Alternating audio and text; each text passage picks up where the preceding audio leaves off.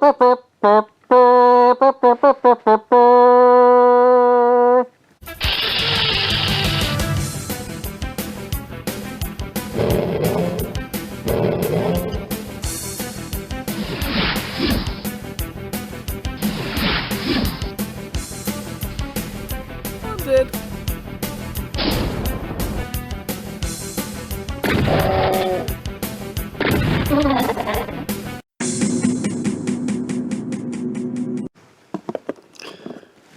That's right, the Cacodemons are now finally finished. These are officially, of course, not in fact called Cacodemons, but Dark Watchers, and are made by Reaper and are part of their amazing Bones Black range. And oh yes, I am rather pleased with how these guys came out. If you're a member of the Old School Miniatures Facebook group, you might have seen me doing a bit of the painting of these on a live stream. Now, I of course have based the colour scheme for these on the colour scheme presented in the original Doom game, and I particularly looked at this sprite, which is actually from the Doom mobile RPG that came out quite a few years later, but it's a nice, clear, close-up enlarged version of the original sprite. As a result, these guys have come out quite a bit more colourful than I would normally do miniatures, but I'm very pleased with the overall effect, and this is very reminiscent of the original game. Really loving how these look. So this one here, with the open mouth, is completely stock, how the original model came out of the packet once I'd assembled it. And it's got a nice open mouth there. Got the tongue in there, which I did purple. There's not really a tongue represented on the sprites from the original game, so I had to sort of make up what colour it would be, and purple seemed appropriate. And it works very nicely with the rest of the colour scheme here. And this one here has of course been converted to have a closed jaw, and that required quite a bit of cutting and filling this sort of a gap that appeared at the back because of it. I think I've done a reasonable job of matching the texture, but it's probably not brilliant. This is actually my second attempt to do this. I made a rather botched job of it, which I'll insert a picture of here. And then I decided to redo that, and got what I've got here, which I think looks a lot better, but it's still not perfect. But I think I just know it's there because it's there, if you see what I mean. But yeah, overall, yeah, these came out amazingly, and pretty much exactly how I picture them. I've got a third one of these models sitting around, ready to be converted into a Pain Elemental, and oh, if these are anything to go by, that one should be very nice as well. Anyway, I'm going to insert a obligatory clip from Doom here, and then move on to the next item.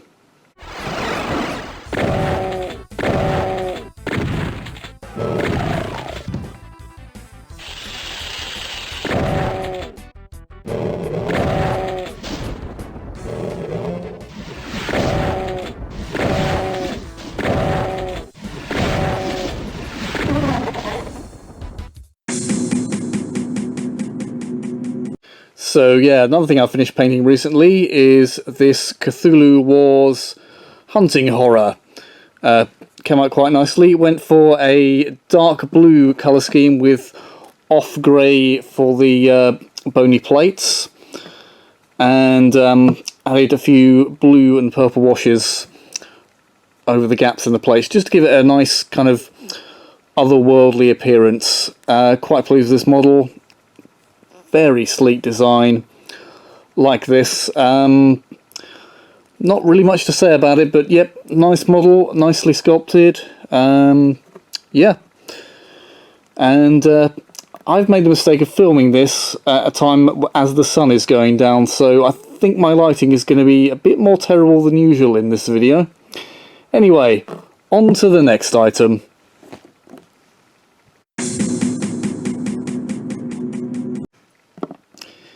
It's a toad made by Heresy Miniatures. Let's zoom in a bit on that, yeah? Ah, there we go. Yeah, lovely weird sculpt this. I believe it's supposed to represent a human that's been transformed into a toad.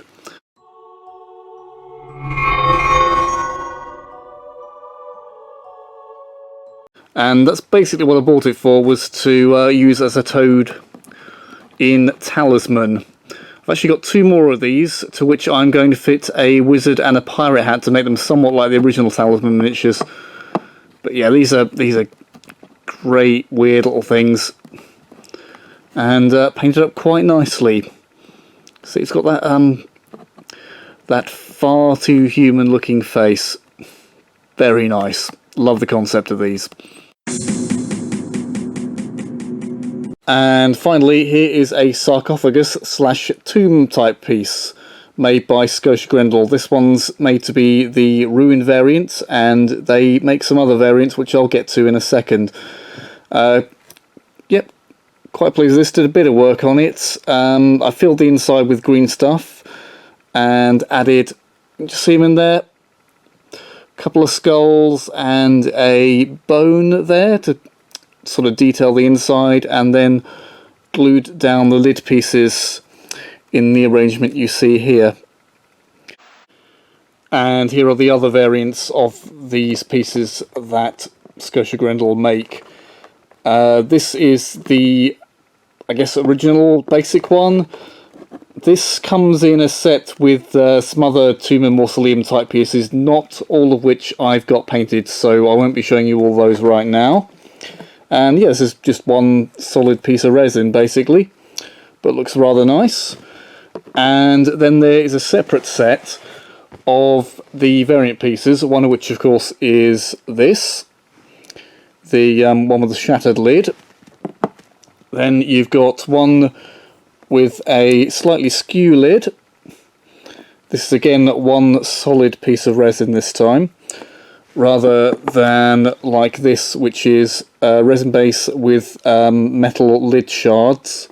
Lid shards? Top shards? Pieces of tomb. It is a lid on a tomb, isn't it? Yeah.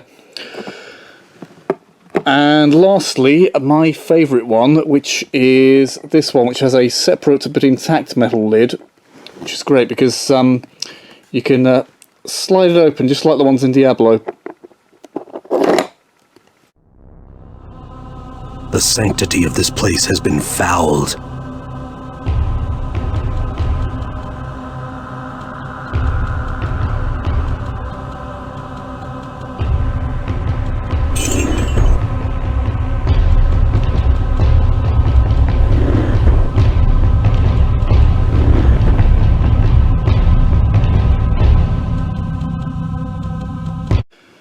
And yeah, if it's not already obvious from that clip, I based the colour scheme for these on the ones seen in Diablo.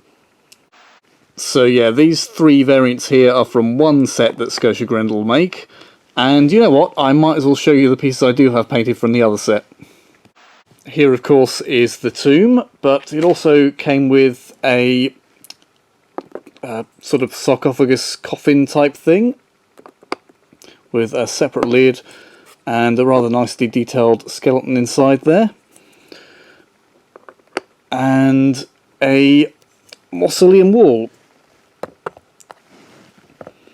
type piece, quite nice.